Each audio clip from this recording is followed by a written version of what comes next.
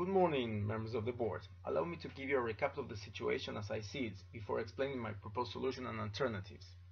First of all, you wanted a prestigious brand to manage the hotel, and it was no mistake. Branded management agreements are critical today, especially for upscale hotels like ours. And you made the right choice opting for the sixth brand in the world because Stillwood had made a great job in the past 8 years. As a result, the property has raised in value from the original investments. It has an excellent reputation and is no doubt an operational success. But the problem is that it is costing too much to be part of this chain. So it is time to raise the hotel net income. In the past 5 years, it was on average almost 0%. After 3 years of losses, we have just barely 0% net income, so it's not acceptable at all. So, if we weigh pros and cons, it appears obvious that benefits to remain with this chain are very important, considering that we have the opportunity to fix the low return on investment.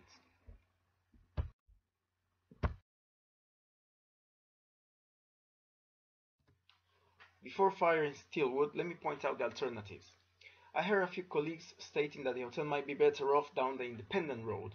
I must assume they are not aware of the high cost and long time involved in changing management and rebranding, not to mention the difficult task to find suitable managers, a good sales teams, etc. The transition will be rough and might severely disrupt the hotel's operations, and also the hotel value might drop overnight if Stillwood's brand is not associated with it anymore.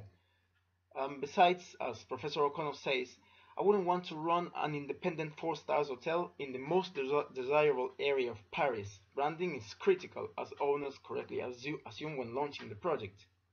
Nevertheless, I prepare a couple of simulations with different scenarios in case the owners prefer to run the hotel independently. With certain assumptions, it will take a few years of losses, but in the end the operation could be profitable. However, it will take quite an amount of resources that cannot be quantifiable now, like the time.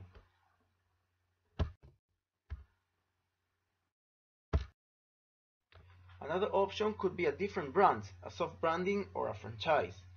In these cases, we have about a year, if we give the express and satisfactory notice now, to choose a brand that has similar objectives as the owners have. But this time the contract must have performance standards. Clauses must not be entirely for the operator's benefit. In addition, distribution cannot be left totally on the hands of the chain. Again, this will take considerable time and resources and will damage our relationship with Stillwood. They will find out eventually and it could be a bad year for us. Finally, the last option would be to sell the hotel, now that its market value is considerably higher than the original investment. And I could introduce you to a couple of interested clients if you want. But my recommended solution is to stay with Stillwood.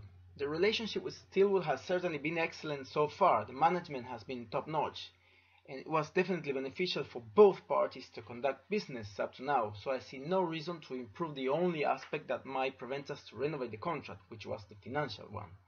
I am confident they will agree to amendments of the contract out of fairness, especially because we could demonstrate that they did not deliver contractually, and I got the data if needed. So when this was a newly built hotel, I understand the operator tried to protect itself by demanding higher fees and incentives, but now we have leverage to demand better contractual conditions. We must present our proposals under a win-win light. We could offer them a 5 years extension of the contract in exchange of, for instance, an economic subordination clause, in which the operator agrees that all of a portion of his base or incentive fee will be subordinated to the owner's preferred return. An alternative will be a budget test, which requires the operator to achieve profitability based on the owner's projection in a budget. Otherwise, a reduction of chain costs down to 10% of the room revenue will be in order, starting with the elimination of OTAs contracting, discount of the base marketing of brand fees, and limitation of the loyalty club bookings. It is in both parties' best interest to maintain this business relationship, but the operator must generate acceptable net income, so they are on the bottom side of the bargain.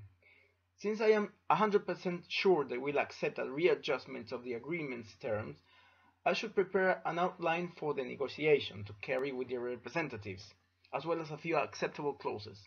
I will go into further details in the next week's assignment.